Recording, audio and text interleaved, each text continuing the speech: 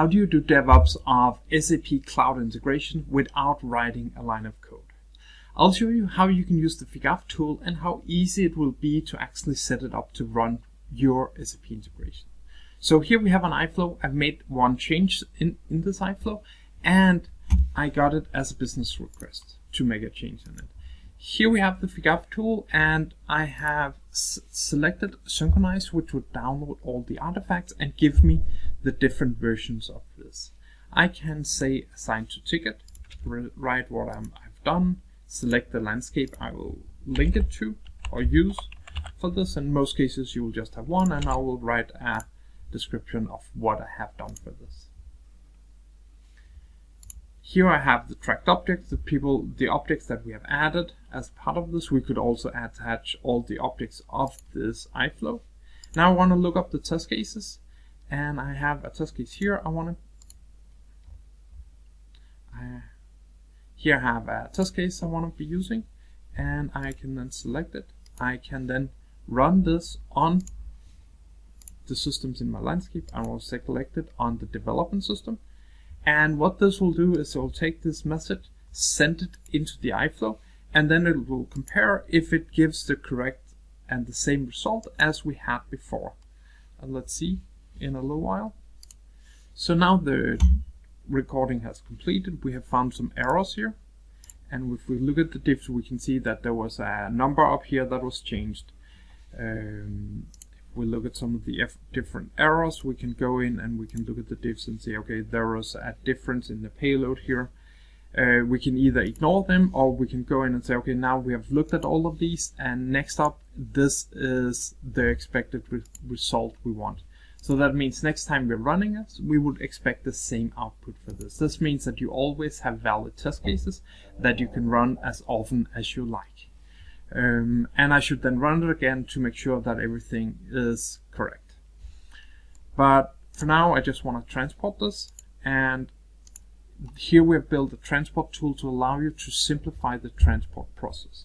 Here we can select the iFlows, and we can configure what the configuration needs to be in the landscape. So here we have an item. This is an API key. We can configure it as we want in the system. We have some values here like host names where we have added a search replace that would replace this globally. So if you have an S4 host name, you know that for the QA and production system, the values should be replaced with these values. And this makes it really easy to configure, and you now have configured the iFlow in just one screen. Next up is I send it to approval, and as an approver I can now check what the difference is with this iFlow. I can see there was some made modifications here in the content model, and I can scroll down and see the precise location where this was changed in these two models, making it easy for me to spot differences. And if I want to look more about this, I can also look at div2html to see where something has changed, metadata, code. All of these things is easy to access using the tool. And now as an approver, I can approve it, and it is just to import it. This means that I've imported it, configured it, and deployed it into the productive or the QA system.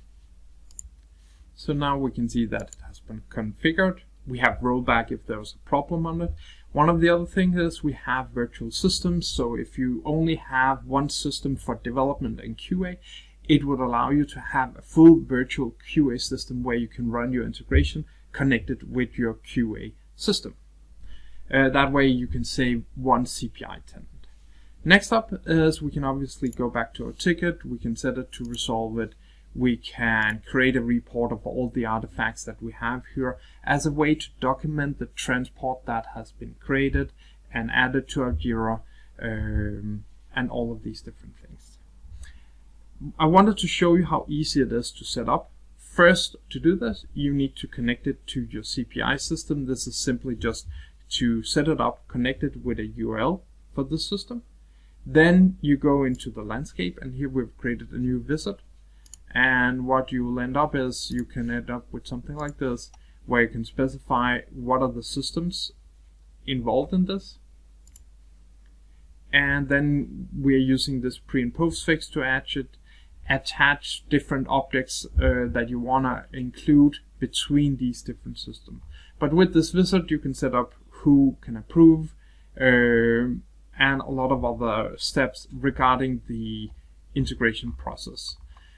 I hope you found this interesting. There's a lot more to the FIGAF tool than just the transport. There's also monitoring and a lot more details in the testing. So it's a one suite of tools that simplifies the way you're delivering SAP integrations. I hope you want to go try it out. It is really simple to get started.